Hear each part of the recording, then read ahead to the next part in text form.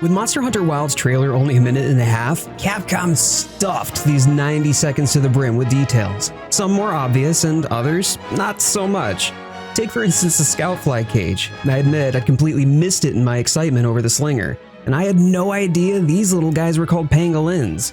I'm certainly no ecologist, but whoever said gaming couldn't teach us anything, eat your heart out. This isn't my first theory crafting video on Monster Hunter Wilds, and certainly won't be my last, but this is the first lore video I've done. And trust me, Monster Hunter games, for what appear to be a simple gather, craft, hunt, repeat gameplay loop on the surface, have far more lore than a short less than 30-minute video can cover. However, I do believe there are some patterns in the series, ones that we can apply to Wilds and what we can expect as new information releases. First, let's start with a quick recap of what we know so far. Wilds is poised to bring new mobility options in the form of the mount, not unlike the glider mantle meets the palamute. Wilds also looks to be doubling down on the lush environment from World and putting an even larger emphasis on the ecology and endemic life. Common Monster Hunter weapons like the Greatsword and the Light Bowgun make a return. There's the return of the Scoutflies and the Slinger, likely meaning a return of monster tracks and potentially even the Clutch Claw. At this point, it's pretty clear Wilds is poised to be the spiritual successor to Monster Hunter World. Last, the wyvern or dragon heads in the game's logo reflects where the game falls in the release timeline. Shout out to Gaijin Hunter over on Twitter for putting this little graphic together. World's logo has 5 heads, thus it's the 5th mainline game in the series, right? This pattern of reflection, or reflecting a second deeper meaning, will be important later, so hold that thought for now.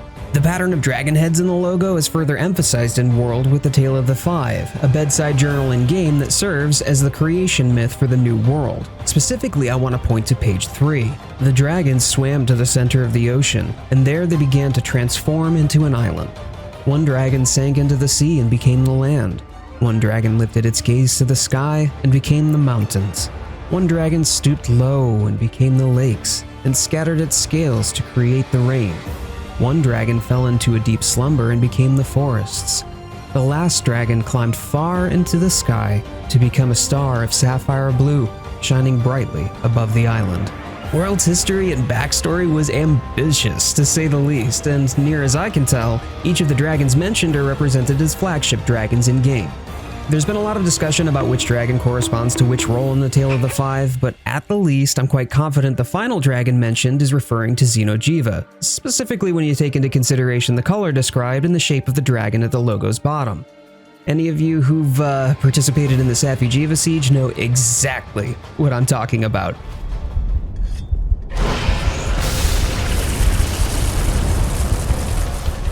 Safi's ultimate attack is literally called Sapphire Star of the Emperor, so if that's not painfully on the nose as a fully matured form of Xeno'jiiva, I don't know what is. Wilds follows this trend by representing their flagship dragons with the 6 heads in the logo, the 2 intertwining dragons at the top and the bottom, and the 4 lesser dragons at the sides. It's too early to tell which dragons those will be, and like World, I'm willing to bet that there will be some ambiguity intentionally left to interpretation. While trying to find more details to uncover, I have seen some talk about the intertwining dragons marking the return of Elatrian. And when we compare it against the monster's icon, I could certainly see a case made for the duality Elatrian represents. Personally, I feel the logo represents 2 very distinct dragons, especially with how the 2 dragons are separate and unique from one another. One dragon is filled in with an almost musical score-looking design, while the other is hollow. This could be a representation of light and dark, for instance. Both are elements represented in Monster Hunter after all, albeit exclusively to the Frontier series. But if this is meant to represent light and dark dragons, there's only one existing dragon for light and for dark, Zeraleus and Miraginasu respectively. Zeraleus is an extension of Rioleus, which is the Japanese name for Rathalos. Miraginasu is an extension of Espionas, which is the Rathian equivalent. I could certainly see a case made for light and dark, but I feel that the slender designs in the logo simply do not reflect the form of these monsters. Instead of literal dragons, I feel the light and the dark of the logo represents the day and night cycles that were part of the world formula. When we observe the fringes of the emblem's coloration, we see greens and yellows and oranges, which would also fall in line with the forest, wildspire, tundra, and volcanic biomes we're already familiar with. All of these are aspects of nature. Capcom is very intentional with their designs. The entire Monster Hunter franchise's aesthetic is cohesive and rich. An absolute masterclass in creating imagery fit to tell a story, and any writer understands that it's better to show, not tell. Capcom understands that it's this essence and spirit of Monster Hunter that makes Monster Hunter feel like Monster Hunter. They have meticulously handcrafted every detail to represent a meaning, and the logos are no different. They reflect a sense of what to expect, nodding to the overarching themes that will be explored in the title itself. So if the logo is meant to carry a deeper meaning, this opens the door wide open to potential interpretations following this theme of reflection. 1. The Monster Hunter Wilds trailer reflects a natural extension of World. It's already a given that Wilds is meant to be a spiritual successor to World and an evolution on its themes. We've already seen similar biomes, even so much as a glimpse of the tundra tucked away in the back there. And the font used for the Monster Hunter portion of both logos is identical. The Slinger and the Scout Flies return from World as well. It's pretty obvious we can expect Capcom plans to iterate on this form and anticipate a lot of World's thumbprint on Wild's development. 2. The 6 dragons reflect the 6th game in the mainline series. Yeah, we already know this is officially the 6th mainline game in the Monster Hunter series, sure. But this does suggest that there will be 6 flagship dragons just like there were 5 in World. And more so, I'm willing to bet Capcom is aiming for an even cheekier double entendre than just 6 heads, 6 dragons. We've had multiple biomes and predominant elements reflected in each of them. Capcom just might be aiming for 1 element per dragon. You see, Monster Hunter had 4 key elements: fire, water, thunder, and dragon. Monster Hunter DOS introduced ice. But Jade, that's 5 elements and 6 dragons. Your math isn't adding up. Are you sure you're not talking about a movie from the 90s? Hear me out. There actually is a 6th element. Unlike light and dark, which were combinations of elements, there is a 6th standalone element exclusive to Monster Hunter Explore: the element of Earth. If each dragon reflects an elemental affinity, we very well may see the Earth element join the existing lineup of primary elements for the first time in a mainline game. 3. The upright nature of the 2 large dragons reflect the spires in the savannah. I'll get more into the significance of the parallels between the 2 upright dragons and the large rods in my next point, but this sort of architecture has yet to be seen in a Monster Hunter game. With the heavy weather patterns and a tendency for lightning storms, the male pangolins, for instance, use their spires as natural defenses against the elements. The large towering obelisks, however, are far from naturally occurring and clearly man-made, meant to act as lightning rods for the bolts to strike. These spires are intentional, serving a specific purpose and dotting a sprawling wasteland, yet no civilization for them to protect? Puzzling. 4. The circular nature of the lesser dragons reflect the prominent rock face on the horizon. This is where we complement our thoughts in point 3. Comparing the 2 central dragons to the lightning rods might be a bit of a stretch, I admit, but I believe that this is further emphasized in the symbolism of the lesser dragons, all circular or potentially helical in design. One of the most eye-catching aspects of the trailer as the camera fixes on the horizon and dollies forward. Front and center, right in the middle of the frame, a helical rock face, far too intentional to be naturally occurring. We don't know the explanation for these prominent landmarks, and while I'm not saying aliens, I am saying that these are reminiscent of similar themes in 2 other highly prominent RPGs in the gaming space, Breath of the Wild and Final Fantasy XVI. In both, similar man-made structures acted as relics from a lost civilization. In fact, I half wonder if the artistic flavor used in Wild's emblem just might have taken some inspiration from Breath of the Wild. In both games, we see similar helical archaeology, reflections of a society long past. Now, I'm not suggesting that Capcom is trying to rip off other developers or even trying to cash in on the momentum of other prominent games in the industry, but rather that these are common themes that Capcom has yet to explore more deeply in their narratives. This would serve as a set piece similar to the likes of Fatalis, Elatrian, or Safi'jiiva. With an ancient civilization long gone, there would have been an ancient calamity, setting the groundwork for a fantastic new dragon to act as the fabled cataclysm in the wilds. 5. The color gradients on the emblem reflect a cohesive, seamless aesthetic. If the trailer itself didn't scream open world enough already, the blues, greens, oranges, and yellows of the emblem easily reflect how one biome could seamlessly blend into another. In fact, Capcom has already done this. The Guiding Lands are an endgame environment at the tail end of Iceborne where each of the biomes are represented in a single contiguous map.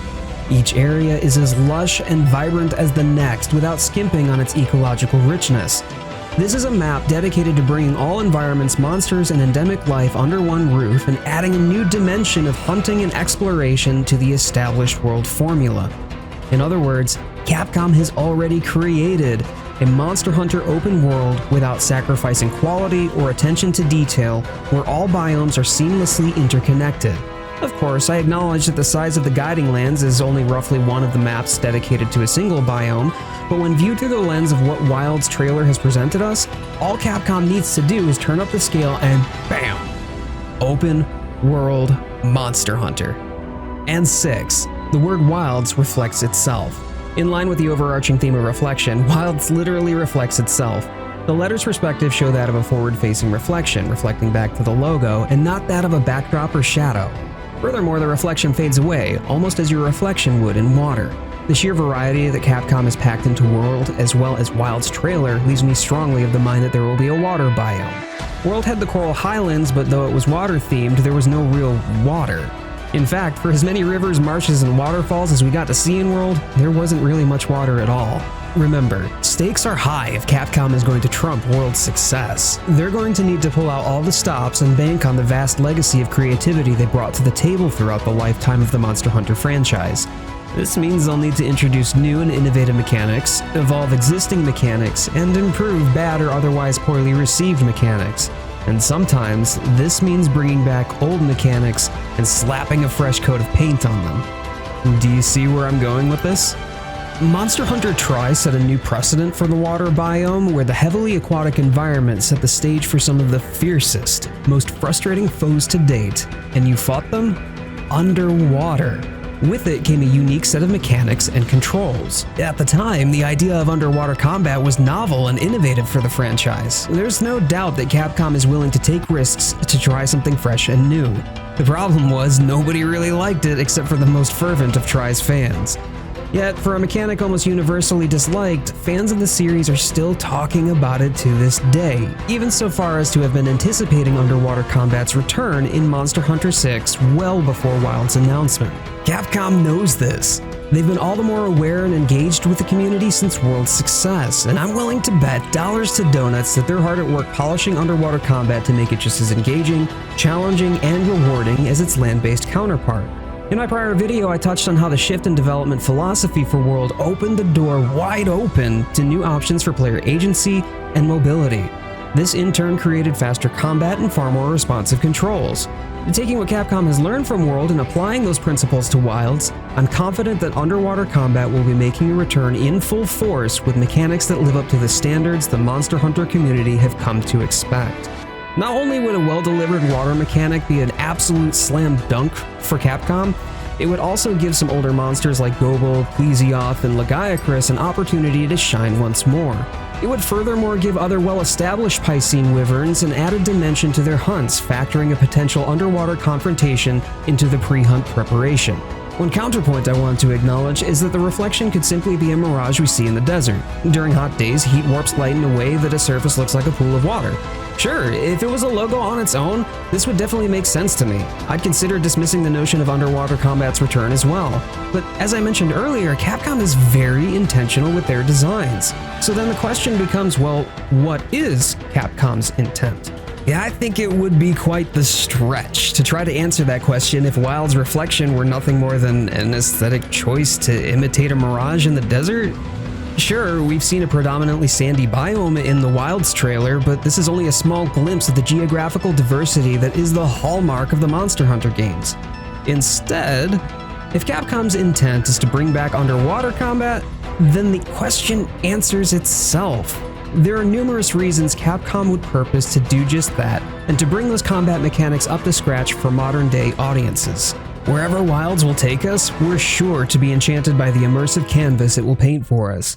Capcom is painfully aware they have big shoes to fill. I mean, it's December 2023 and Monster Hunter World is nearly 6 years old, still going strong. I want Wilds to be the definitive Monster Hunter experience that we can be playing for years to come.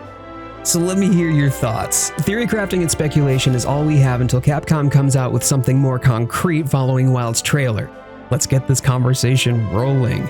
Do you think that the Earth element will debut for its first time in a mainline game with Wilds? Do you think that there's a deeper meaning behind the man-made spires in archaeology? Which beasts do you think will be the 6 flagship dragons? Or do you think that the logo is a less literal representation of 6 flagship dragons and more a figurative symbol of their character? Last, is underwater combat making a comeback, or like a mirage, will it amount to nothing? I want to hear your thoughts. I'm Jade, and I'll be covering as much Monster Hunter Wilds as I can between now and the game's release. I'm just as hungry as you are, trolling YouTube and the interwebs for any tiny details to dissect and discuss. Until then, I'll see you in the comments below.